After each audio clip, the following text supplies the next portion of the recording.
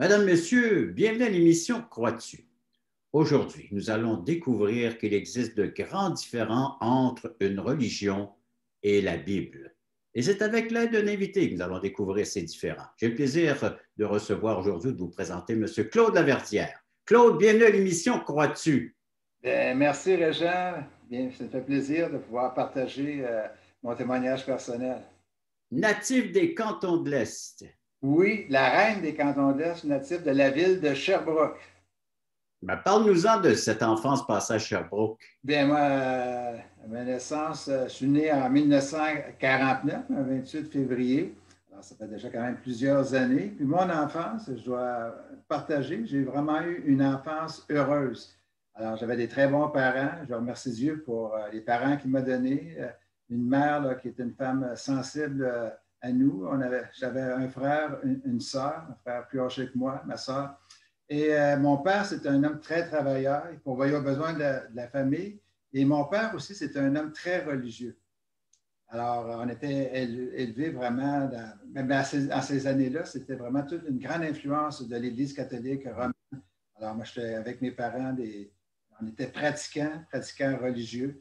Et on croyait vraiment, puis moi, je respectais beaucoup la foi de mes parents. Je pratiquais pas que le dimanche, même dans la semaine aussi, ma foi catholique. Alors, des parents modèles sur tous les aspects de la vie. Bien, moi, je crois que c'est des parents modèles qui avaient une belle influence, en tout cas, dans ma vie, dans la vie de mon frère, ma soeur aussi. Alors, parle-nous donc de ces pratiques dans lesquelles que tu exerçais. Oui, bien alors, quand j'étais jeune, j'aimais beaucoup aller à l'église. Je me sentais bien à l'église. C'est ça, j'allais à la messe, c'est ça. Puis avec sous l'influence de mon père, on faisait des pèlerinages. Pèlerinage au Cap-de-la-Madeleine, on est allé à Sainte-Anne-de-Beaupré, l'Oratoire. Puis mon père, aussi donné que c'est un homme religieux, à un moment donné, il était malade. Puis dans ce temps-là, il y avait comme des processions, là. C'était une procession à Notre-Dame du Perpétuel Secours, puis il avait fait une promesse que s'il guérissait, lui, ça parle de la Sainte Vierge, là, que là, il allait faire ces processions-là, il a pris comme un engagement. Fait qu'il a guéri. Fait que là, ça l'a affermi comme sa foi catholique. Oui. Il suivait. Et toi, en tant qu'enfant, tu suivais. Oui, parce que moi, parce que ça me touchait quand même. Les choses religieuses, ça me touchait. C'est sûr qu'on entendait parler de Jésus, c'est sûr qu'on entendait parler de Marie, tout ça. Mais moi, j'étais attiré par la personne de Jésus. J'aurais voulu, je ne le connaissais pas personnellement, j'aurais voulu savoir qui qu'il est. Alors, donc, tu vas dans ces pratiques religieuses afin Oui. de quoi? Mieux connaître Dieu ou approfondir? C'était bien, comme je dis, parce que ça m'apportait un certain bien-être, une paix. Puis même dans l'adolescence, je lisais des livres sur la spiritualité, comme un livre, j'avais même rencontré le monsieur, ça s'appelait Les Amis de l'Arche, c'est un livre de Lanza Del Vasto, ça s'appelait justement La vie intérieure, une approche de la vie intérieure. Des livres, j'avais une tendance à être humaniste, comme Le Petit Prince de Saint-Exupéry. Oui. J'ai fait un partage. Puis ça dans les mouvements aussi, les tiers autres franciscains. Alors comme ça avait beaucoup d'influence dans ma vie, ça. C'est ça, c'est tout au long de l'enfance, l'adolescence. L'adolescence, oui. Où Et, on a un changement, c'est quand je suis arrivé à l'université, je continuais à aller à la messe, mais je sentais comme un vide dans ma vie, parce que j'ai l'impression qu'ils répétaient toujours les mêmes choses. Là, je me retrouvais avec des personnes beaucoup plus âgées que moi, c'est des personnes maintenant de mon âge. Là, je me voyais tout jeune, puis là, je voyais qu'il y avait un vide, je n'arrivais pas à le combler, ce vide-là. Puis à l'université, il y a un professeur qui nous a lancé un défi. On était obligé d'acheter une Bible, avoir une Bible, c'était la Bible de Jérusalem. Puis là, il avait lancé un défi aux étudiants. On dit, il nous amenait à remettre en question notre foi, tout ça. Puis il dit, les étudiants n'étaient pas tellement intéressés. Fait que moi, ça m'intéressait. Et si je ne donnerais pas de cours, il dit, prenez le temps de vous remettre en question, de réfléchir sur votre foi, vos valeurs, votre héritage religieux. J'ai dit, c'est l'occasion ou jamais, moi. Puis surtout, je commençais à ressentir un vide dans mon cœur. Et dans cette recherche-là, dans les livres que je lisais, il y avait la Bible, mais d'autres livres aussi, il parlait de faire un choix, même de choisir Jésus-Christ. Puis je disais, moi, en catholique, je ne l'ai jamais fait, ce choix-là. J'ai été né catholique, baptisé, enfant catholique, mais il dit, quel choix que j'ai fait? Là, ça m'a amené à m'interroger. alors, donc, est-ce que ce questionnement-là sur ta foi, enfin, c'est la Oui, foi, oui. et il arrive quoi, là, la remettre en question? Comment ça se présente, ça? Bien, disons, ce qui est arrivé, c'est que ma sœur Diane aussi était une personne religieuse. Puis elle aimait beaucoup aussi l'Église catholique, tout ça, les pratiques. Puis à un moment donné, elle a rencontré une jeune fille qui s'appelle Louise, Louise Morin. Et elle me dit, Claude, elle dit, je rencontre une jeune fille. Elle dit, elle me parle, puis quand elle me parle, puis la manière qu'elle vit, on a l'impression qu'elle vit comme au temps de Jésus. Fait que moi, là, ça m'intriguait. J'ai dit, moi, ça la connaître, cette jeune fille-là, mais là, je ne savais pas trop comment. Puis à la fin de. Moi, j'ai fait une formation pour devenir enseignant, professeur à l'Université de Sherbrooke. À la fin, il fallait faire un stage pratique. Et il y avait une dame, ben, une mademoiselle Goyette, qui avait une petite école privée. C'était des jeunes filles qui formaient pour devenir secrétaire. Puis elle me demandait, étant donné qu'elle était religieuse, elle dit Claude, avant de commencer les cours, j'aimerais que tu fasses prier les jeunes filles, sauf une jeune fille. Puis je dis, bien pourquoi? Ben, parce qu'elle n'est pas catholique. Elle est évangélique. Moi, c'est la première fois que j'entendais évangélique, tout ça, ça m'intriguait. Fait que moi, je voulais, dans mon grand cœur, je voulais la ramener dans le droit chemin, dans l'Église catholique. J'ai dit, hors de l'Église catholique, point de salut.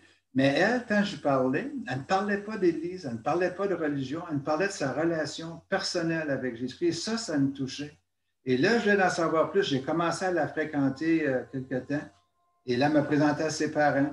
Et là, c'est sûr, là, j'ai été confronté avec sa mère qui connaissait beaucoup la Bible.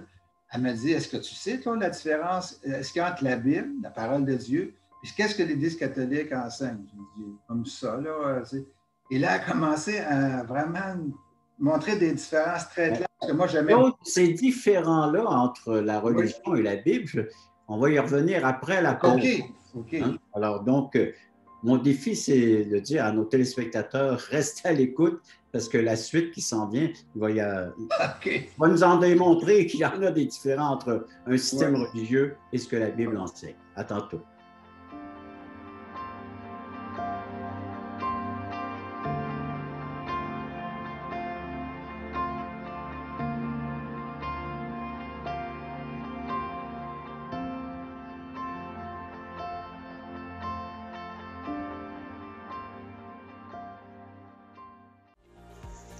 Le ministère Croix-Dessus est très heureux et enthousiaste de vous inviter sur Zoom en direct tous les samedis 9h30 Canada, 15h30 Europe.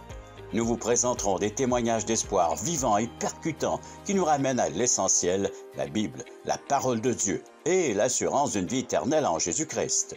Pour participer à notre réunion Zoom, allez simplement sur notre site web croixdessus.ca et cliquez sur le bouton. Nous vous attendons en grand nombre.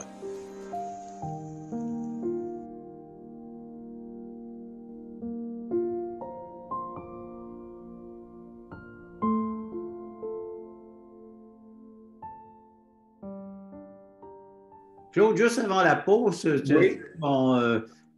une remise en question concernant ta foi et tes pratiques religieuses à l'université.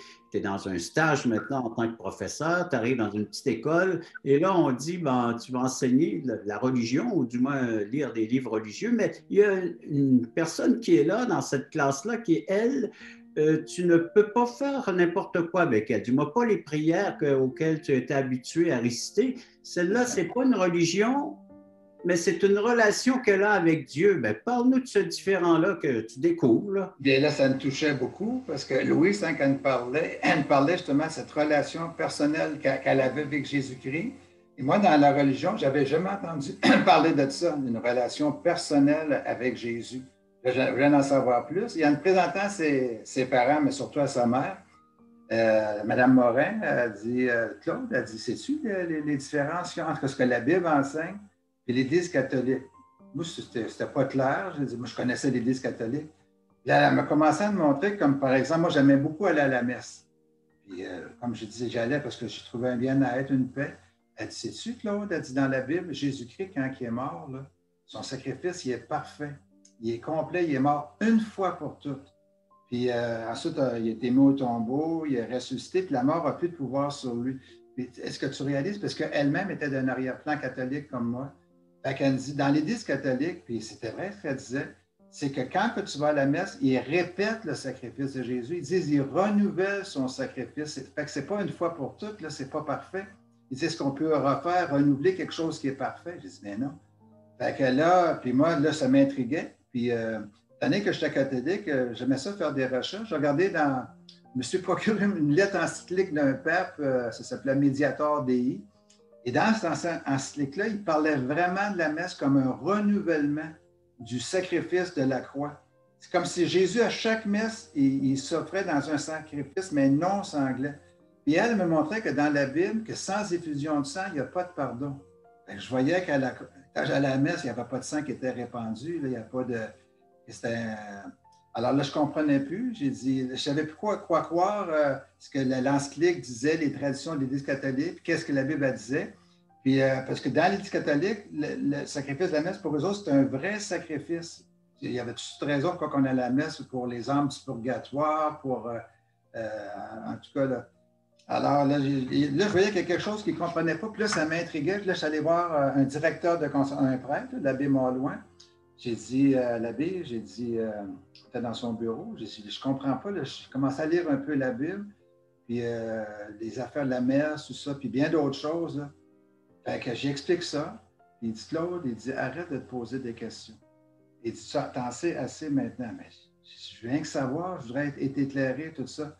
Puis là, je voyais qu'il n'était pas en mesure de répondre.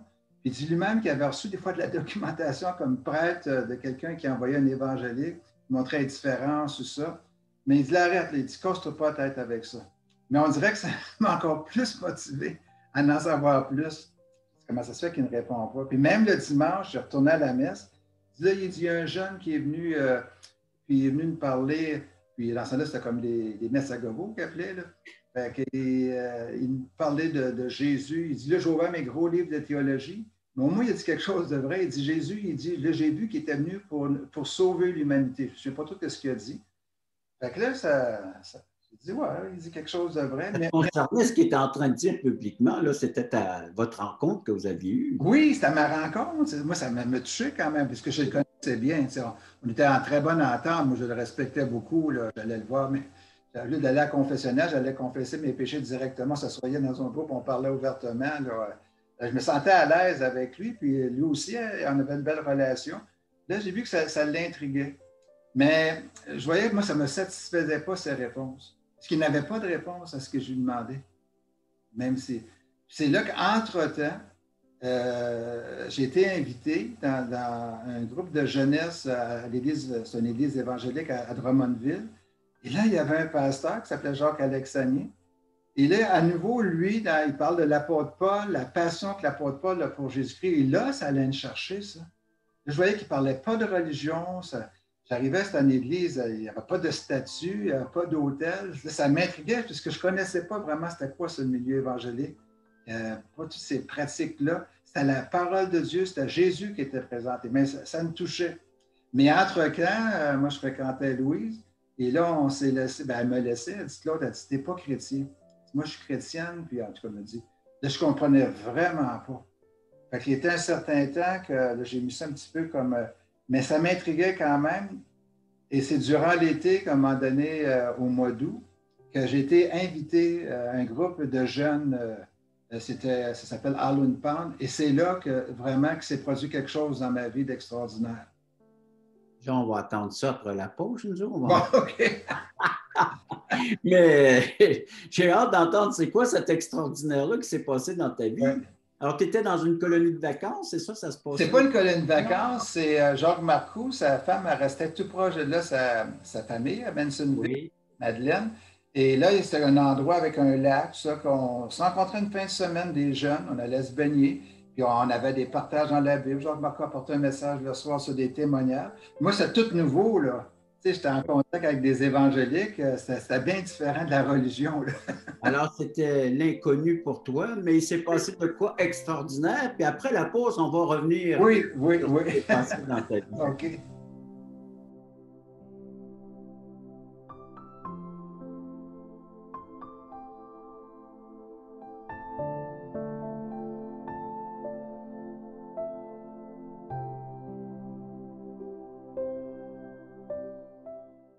Le ministère Crois-tu est heureux de t'inviter à une étude biblique en ligne. Plusieurs écoutent régulièrement ces témoignages de conversion qui ont tous un point commun. Ils ont reçu Jésus-Christ en tant que sauveur personnel. Tu as des questions existentielles? Dieu, la vie, où je vais après la mort? Tu veux en savoir plus sur ce salut éternel? En te rendant sur la plateforme croistu.ca, tu trouveras le lien qui te conduira à une étude et partage de l'Évangile selon Jean tous les mardis soirs 20h. Je vous attends grand nombre. Alors Claude, tu découvres qu'il y a vraiment des différends entre ta pratique religieuse et la Bible. Mais là, tu es intrigué, tu es intéressé à en savoir un peu plus. Tu participes à des rencontres évangéliques où est-ce qu'il n'y a que la Bible qui est expliquée. Et puis là, tu es rendu à un, comment on pourrait dire, à un endroit où est-ce que la parole de Dieu va être vraiment expliquée là, par un monsieur Marcoux, c'est-à-dire un évangéliste, c'est-à-dire une personne qui est attirée à présenter l'Évangile, la bonne nouvelle. Exactement. Alors, je t'ai invité, comme je mentionnais tout à l'heure, à un endroit qui s'appelle Allen Palm. Et là, au cours de la fin de semaine, c'est sûr que c'est des jeunes. Ils parlent de la Bible ouvertement, ils partagent. Là, je vois qu'ils vivent une vie normale. Là, et je vois que ce n'est pas quelque chose de religieux. Et dans la fin de semaine, c'est sûr qu'on était sur le bord d'un lac, on peut aller se baigner. On a pris un repas sur l'heure du midi. Et là, je suis allé me baigner. Et moi, ce que je ne m'attends pas, et c'était comme un choc, ça a bouleversé ma vie, les crampes m'ont pris. Là, je m'enfonçais dans l'eau. J'étais comme, là, j'avais peur, je bougeais pas, puis là, je ne savais pas ce qui était pour m'arriver. Puis il y en a qui disent qu'ils voient comme leur film de leur vie. Moi, je n'ai rien vu. Mon film n'était pas développé, j'ai bien vu du noir. Tout était en noir. Et c'est là que là, il y a une fille, elle a crié, elle s'appelle Pierrette, elle a dit « Ah, il est en train de se noyer ». Fait que le pasteur qui m'avait invité, M. Alexandrien, il s'est jeté à l'eau. Jacques Marcoux s'est jeté à l'eau, il vient me voir. Le conférencier à l'eau, tout le monde. Le conférencier à l'eau. Là, il me ramène sur le bord. Et là, moi, c'est sûr, je suis effrayé. Là, il me pose des questions, tout ça, sur la vie, la mort. Ben moi, je suis tellement effrayé. J'ai dit, je ne vais pas me faire embarquer. Et le soir, dans la soirée, il y a M. Marcoux qui a partagé un message. Il y a aussi un témoignage d'un jeune homme qui s'appelait Réal. Et ça m'a touché. Autant le message de M. Marcoux que le témoignage de ce jeune homme-là qui s'appelait Réal Hébert. Il partageait justement une expérience avec Jésus à cause des choses qu'il avait vécues, tout ça, qu'il s'était vu perdu, qu'il avait besoin d'un sauveur, puis qu'il n'était pas en paix, puis qu'il avait donné sa vie à Jésus, il avait retrouvé la paix dans son cœur. Là, je me suis dit, moi, en tant que catholique, je n'ai jamais vécu quelque chose de semblant. J'avais ce vide-là dans mon cœur. Mais ça restait là. J'ai entendu Jacques Marcoux, c'était un très bon message qu'il a apporté, mais je comprenais, c'était des choses encore qui n'étaient pas claires. Et quelques jours après, j'ai été invité sur une grande tente verte, c'est sur un terrain d'exposition agricole à Sherbrooke. Alors, je suis allé là et c'était quand même touchant. Il y avait des chants. M.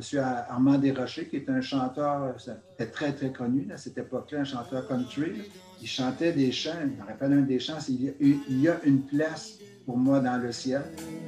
Il est une place pour moi dans le ciel, faite de la main de l'Éternel. Oui, j'ai une place. Ça me touchait. Et ensuite, on nous invitait dans une petite tente annexe et c'est là que ça s'est produit.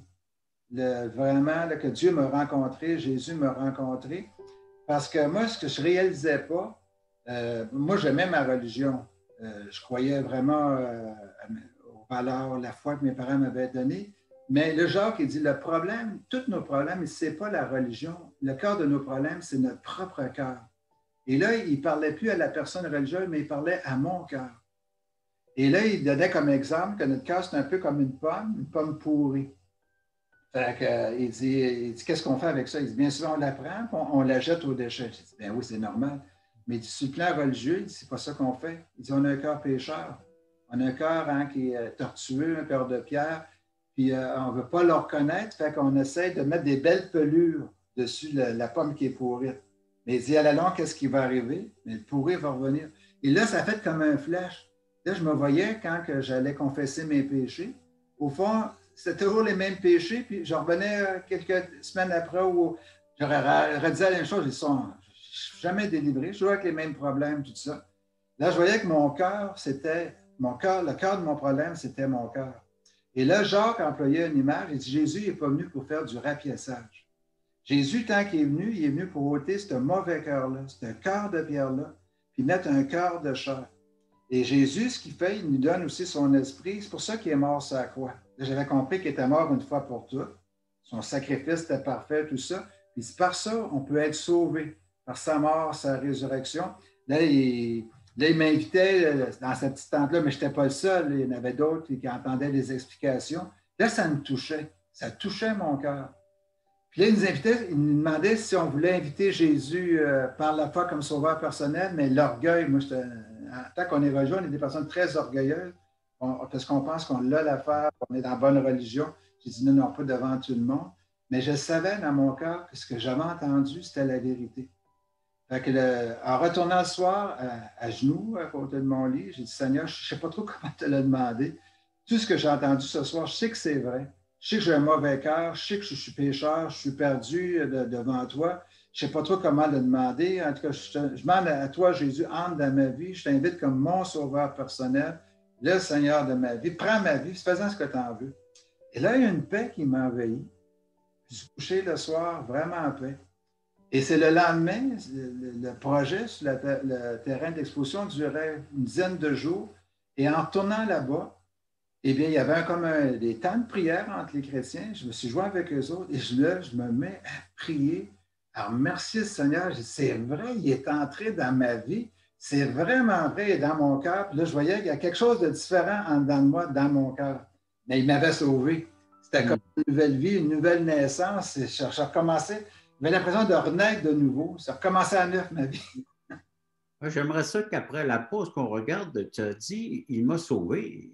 Oui. J'aimerais bien savoir, puis je pense bien que nos téléspectateurs, sauvé de quoi? Mais tu avais un cœur maintenant qui pouvait répondre à l'amour de Dieu, un cœur qui s'exprimait. Oui, exactement. Un changement de cœur.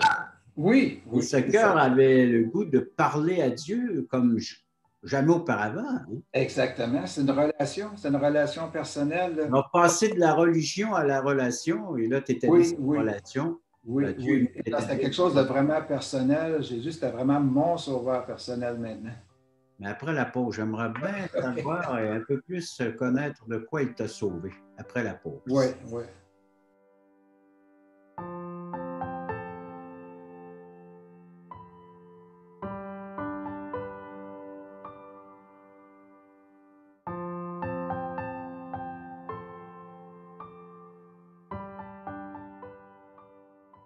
Alors, Claude, tu découvres que la Bible, c'est une relation avec ton Créateur, avec un Dieu sauveur et Seigneur, parce que tu dis, il t'a sauvé. De quoi t'a-t-il sauvé? Est-ce que j'ai réalisé? Moi, quand j'étais catholique, je me disais, je me pensais quand même assez bon, une bonne personne, mais je savais que je n'étais pas assez bon pour aller au ciel. Je me disais, je suis pas assez méchant pour aller en enfer. Fait que là, ils nous avaient inventé comme le purgatoire, là. Mais dans la Bible, une des choses que je voyais aussi, qu'il n'y en avait pas de purgatoire. Là, c'est ça que ça m'a fait réaliser que j'étais un pécheur. Puis qu'est-ce qui m'attendait? En fait, quand c'était un enfer, j'aurais été perdu pour l'éternité. Quand je me suis enfoncé, que je voyais rien que du noir, là, c'est là que j'ai réalisé que j'étais perdu. J'aurais été perdu pour l'éternité. Alors, il m'a sauvé d'abord de mes péchés. J'ai demandé pardon parce que je savais que je faisais des péchés, puis ce n'étaient pas les mêmes péchés que je répétais. Et là, j'avais comme l'assurance que j'étais pardonné, que j'étais sauvé. Puis là, une assurance aussi pour le ciel. C'était possible d'y aller au ciel. Que Jésus, il me donnait ça comme un cadeau. Il y avait vraiment une place pour moi dans le ciel, comme chanter Armand des Rochers. Là. Quand Jésus est entré dans mon cœur, le ciel, pour moi, c'était Jésus. Il rentrait dans mon cœur. Quand, en croyant en Jésus, j'ai la vie éternelle. Je l'avais, cette vie-là. Là. C'est devenu ton chant, toi aussi, pour ta vie, ton éternité. Exactement. C'est comme un classique nouveau. Là, voilà. Ça avait tout du sens. Là, et quand, comme j'ai dit, j'ai prié, j'ai réalisé que c'était vrai. Puis par la suite, on était rendu au mois d'août, peut-être au mois d'août, fin mois d'août. Moi, j'avais fait mon cours à l'université de devenir professeur, puis j'avais échoué 2 examens. Puis il a fallu que j'y reprenne durant l'été. Ça créait quand même une angoisse dans mon cœur, parce que je n'avais pas d'emploi, j'étais rendu à la fin du mois. Puis là, j'avais réussi mes cours. Là, je reçois un téléphone de la commission scolaire de Granby, c'était à Granby. Et il dit, Monsieur Laverdière, il dit, présentez-vous, ça. Fait que je me présente, ils me posent des questions, tout ça, on a une entrevue. Puis à la fin, ils me disent, même sur ma foi, ils m'ont posé des questions sur ma foi. Je dis, oh, oui, j'ai une foi maintenant, j'ai une foi personnelle en Jésus. Il me respecte. Mais il dit, on ne vous dit pas qu'on vous engage, on a d'autres candidats. Et là, j'ai dit au Seigneur, tu es vivant. J'aimerais que tu agisses. Tu vois, là, je me retrouve dans une situation où je n'ai pas d'emploi. Je suis rendu à la fin du mois d'août. Je te fais confiance. Je mets ça dans la prière et je reçois un téléphone. La commission scolaire, il dit, Monsieur Lavardière, trouvez-vous un appartement, vous êtes accepté. Alors, tu vois Dieu agir maintenant dans ta vie, dans des... Là, je voyais que c'était un Dieu vivant, que ce n'était pas une relation, c'était plus une religion, c'est une relation personnelle. Je pouvais expliquer des choses comme cette situation-là qui était difficile pour moi de ne pas avoir d'emploi après toutes ces années d'études. Et le Seigneur, il me pourvoit un emploi. Et là, j'arrive dans une école où le directeur, c'est un ancien frère du Sacré-Cœur. L'école s'appelait Ave Maria. Et quand j'arrive à l'école, ils ont des Bibles, ils ne savent pas quoi faire avec. J'ai dit au directeur, je pense que je sais qu'est-ce que je vais faire avec. Alors, j'ai demandé à Dieu de m'aider, de partager. C'était des élèves de 7e année. Dans ce temps-là, il y avait une 7e année. Quand même des jeunes, 13 ans, 12, 13, 14 ans. Je leur ai présenté tout le plan de ce livre souvent durant l'année. Donc, tu leur parlais de cette relation que toi-même tu as trouvée en lisant les Écritures. Exactement. C'est un texte qui nous parle que Jésus-Christ, justement, nous évite le pire, les perditions éternelles, les peines qui nous rendent parfaits. As-tu un texte qui nous dit ça, là? Oui, bien, premièrement, c'est marqué dans la Bible qu'il est réservé aux hommes de mourir une seule fois, après quoi vient le jugement. Puis un des textes que je me rappelle même dans j'avais une petite Bible, un Nouveau Testament catholique d'un chinois, j'avais marqué « Le salaire du péché, c'est la mort ». Ça me touchait, ça, le salaire du péché, c'est la mort. Puis il disait aussi que le don gratuit de Dieu, c'est la vie éternelle en Jésus-Christ notre Seigneur. Alors, la suite est aussi intéressante que c'est le don gratuit de Dieu, c'est la vie éternelle en Jésus-Christ. Oui, exactement. Donc, le temps qui nous est réservé, limité. Fait que passer de la religion à une relation, c'est possible pour tous et chacun qui écoute cette émission. Il suffit de découvrir le message. Et j'invite les gens à venir le découvrir avec nous les mardis soirs à 20h sur la plateforme croistu.ca.